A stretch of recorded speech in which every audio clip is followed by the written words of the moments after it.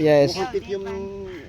Kaya nga, baka Pythium ang duda ko eh. So may problema tayo din sa ating kamatis, kaya tinanong natin sa ating mga Yes, Doc. Kaya mo bang dapat lang i-preserve mo pa kasi Monday San pa, Doktor. Friday ngayon. Oo. ano siya, anong solusyon natin diyan? Ito meron pa ito. Yan napapansin natin Assuming it's Pythium. Yung ganyan, ano yan? Ito So anong gamot natin diyan? Initial ay mukhang si Pythium. Di bumagsak. Ano yan, Doc? Pythium is fungus. So it Fungus. should be fungicide. Let me check on the specific AI. Ng doctor online. So ang ginagamit ko yan, yung Bioagronica Plus, yung 5-in-1. Antibacterial. Antibacterial, yun ang pinapadilig natin ngayon. Yung ang ina-apply But now, yung we'll try to confirm Jezreel kung because Pythium is fungal, correct? So Fungal, if you fungal. apply a bacterial, it may not be Tougher? effective actually. And you can check out not the small one. It's not bacteria. Yeah, but D-Max, this is D-Max, right? Oh. D-Max has some Yes po. very good level of resistance actually. Yeah, so I doubt if And usually at early stage. yeah, this is too early, That's like and I this. think there's already kind of a necrosis in the stem. Yeah. Usually for bacteria, it's still the flowing of the xylem is still, unless it's a very advanced stage actually. So let's see the Anong gamot yan natin, Doc? because we need to confirm po muna, Jezreel, kung talagang suspect namin na Pythium Oo. is really confirmed. Because that is our initial diagnosis, Pythium. So if you apply bactericide, it will not be very effective because if it's confirmed to be a fungus.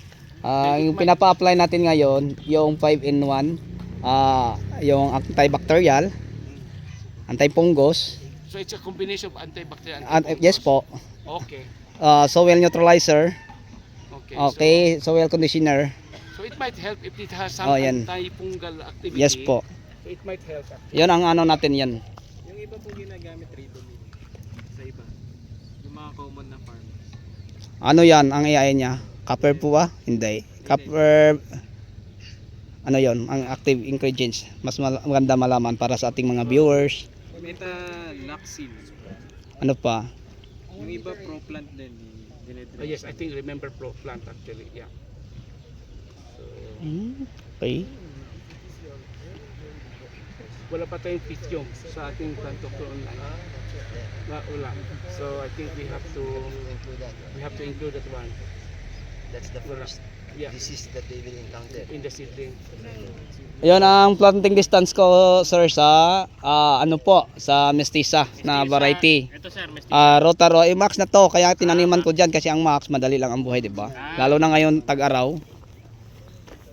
Ano na to? 6 days na ngayon. 6 days lang yan sir? Ito ang ano na natin, mo lang naitani diniligan 5 days, isang araw lang pagitan nila. Yun ang napansin ko pag ikot kanina. Kaya nga ako yung nagpapadilig po ng Bioagronica Plus, yung 5-in-1. Pwede na bunutin, papalitan, may pagpalit naman marami.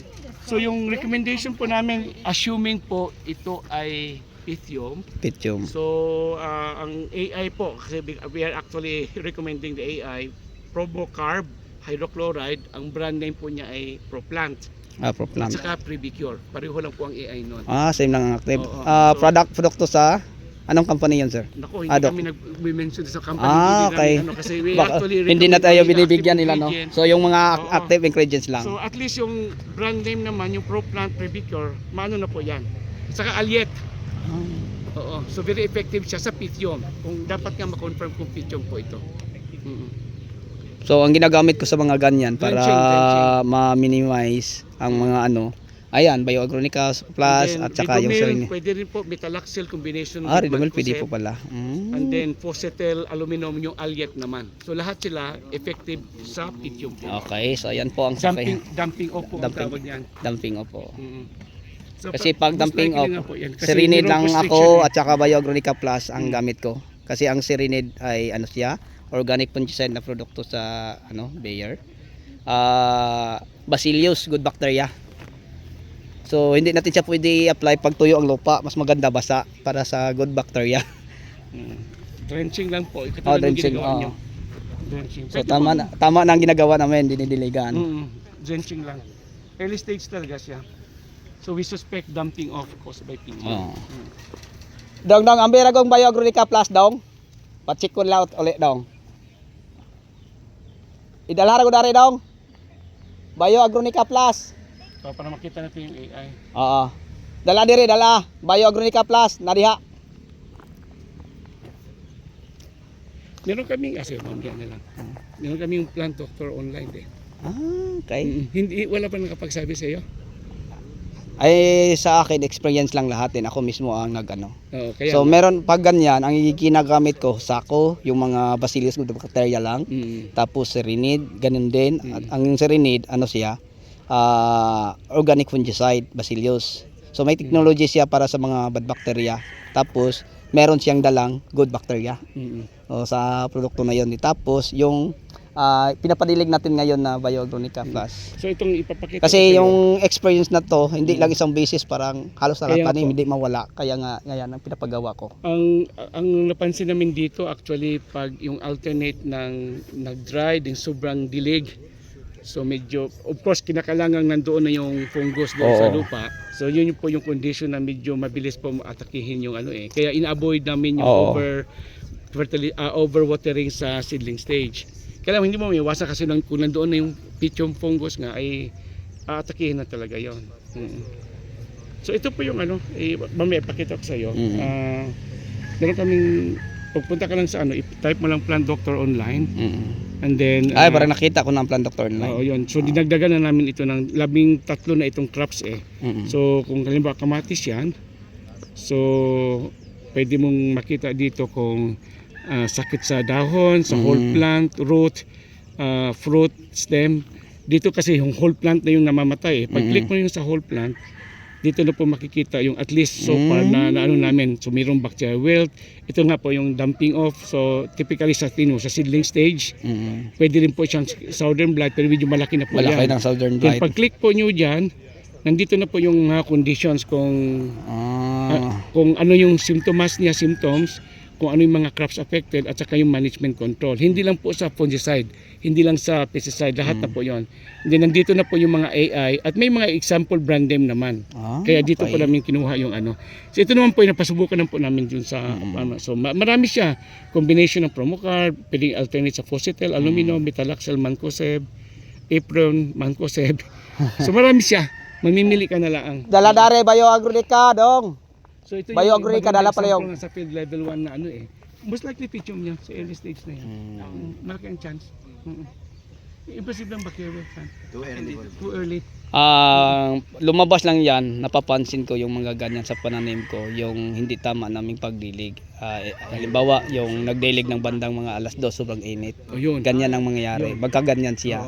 So bagong makaganyan, dumaan muna sa pagkakamaling pag-alaga sa farmers.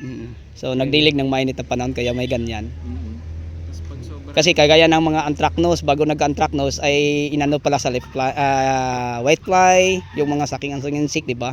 Bago nag-anthracnose. Kahit protektado pa ang ating halamang pananim sa mga punggos, pero pag hindi protektado sa mga insecticide para sa mga maninira, ay magkakapunggos pa din kasi ang carrier sa mga punggos ay nandyan, nakatago, pa din sa dahon, nakapasira. Bioagronica. Ayan tingnan mo na, Dok. Ito yung dinilig nyo ngayon? Oo, soil conditioner, root growth, antivirus, antibacteria, antifungus. Kailan ito lahat ay ito mga yung ingredient niya is botanical talaga. Botanical.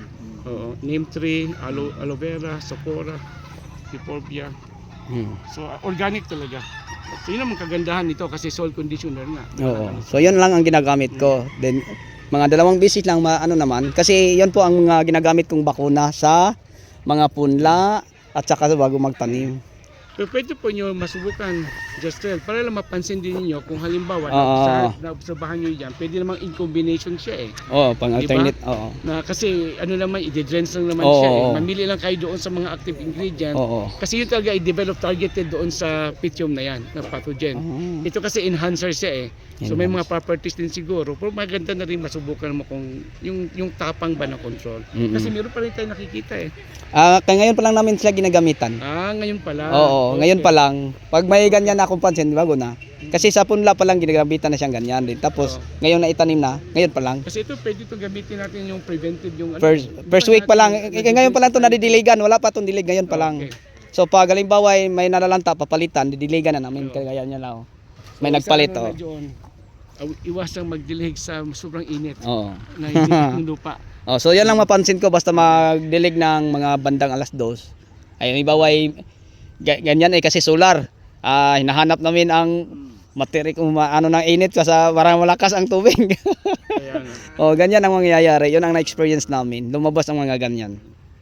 Kaya ngayon lang ang ginagamit namin. So ito ang pangbakuna namin sa ano. Agronica Plus. Okay.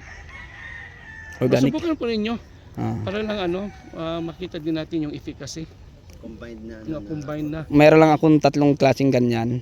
Iba, yung sinabi ko sa inyo, yung Hosako, Bacillus. Tapos yung Serenid, Oh, lahat yun organic. organic. Oh, organic yan. Mga organic. Yun ang ano ko.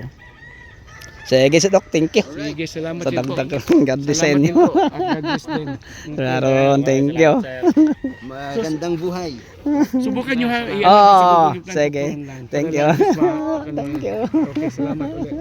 Balik po kami. Oh, sige. Babalik kami. Always welcome. So abangan nyo mamaya, i-upload natin. Ready to lahat mag-comment. Kung totoo. Real diagnosis in action. L1 and L2. Dog is L1. Thank you. And God bless.